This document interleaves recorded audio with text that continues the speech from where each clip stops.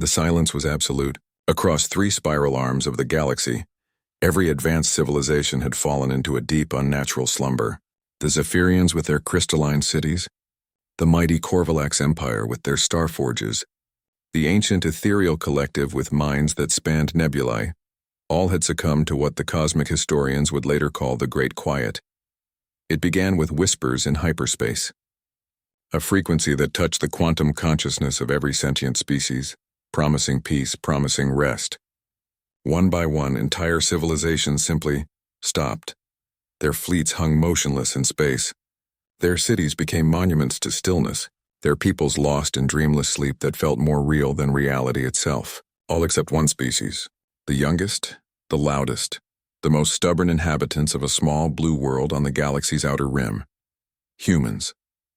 Commander Elena Vasquez stood on the bridge of the ESS Defiance, Earth's only remaining operational deep space vessel. Around her, the universe had become a graveyard of silent giants. The view screen showed the Korvalax flagship Eternal Dominion, a vessel the size of Manhattan drifting dark and powerless. "Status report," she commanded, her voice cutting through the oppressive quiet that seemed to press against the hull itself. "Still no response from any non-human vessel or colony," reported Lieutenant Chen, his fingers dancing across controls that felt inadequate for the cosmic scale of their situation. "The frequency is getting stronger, ma'am. Our psychics are reporting increased pressure." Elena nodded grimly.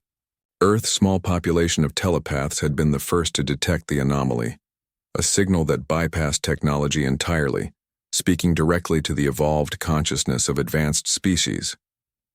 It promised an end to struggle, an end to the exhausting march of progress and conflict that defined galactic civilization.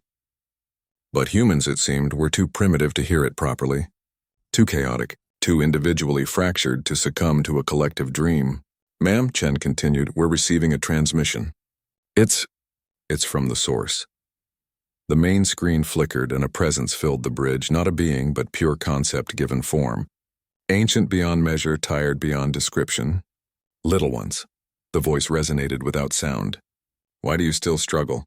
Your betters have found peace. Your superiors rest in perfect harmony. Why do you resist the gift of eternal quiet?" Elena stepped forward, feeling the weight of her entire species on her shoulders. "Because we're too stupid to know when to quit." The presence seemed almost amused. "Your neural pathways are primitive. Your consciousness fragmented and chaotic. You wage war against your own kind, destroy your own planet, reach for stars with barely the intelligence to tie your shoes. Why cling to such inadequacy?" "Because it's ours," Elena replied simply. She gestured to her crew, Chen with his stubborn optimism, Dr. Okafor monitoring life signs with fierce determination, Engineer Petrov muttering curses at the incomprehensible alien technology he was somehow keeping functional. "You see chaos. We see possibility. You see primitive minds. We see 7 billion different ways of looking at the universe."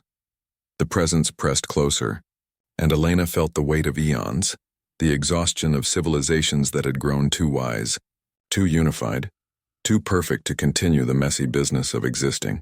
"Your Zephyrian allies conquered entropy itself," it whispered. "The Korvalax bent reality to their will. The ethereals transcended physical form. What have humans achieved?" Elena smiled. And in that smile was every human who had ever stood up after being knocked down. Every explorer who had looked at the impossible and said, "Why not?"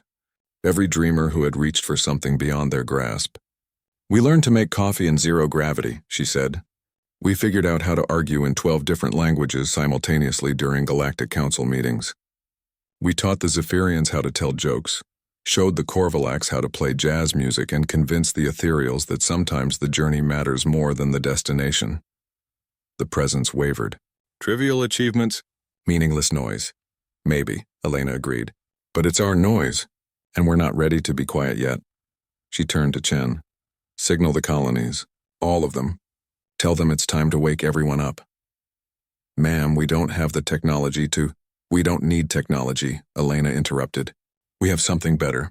We have stubbornness, curiosity, and the absolute refusal to accept that this is how the story ends." Across human space, a different kind of signal began to propagate, not through hyperspace or quantum channels, but through something far more primitive and infinitely more powerful. the simple human refusal to give up.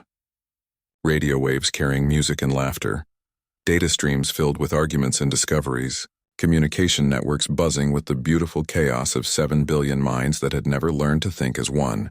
The sleeping giants began to stir.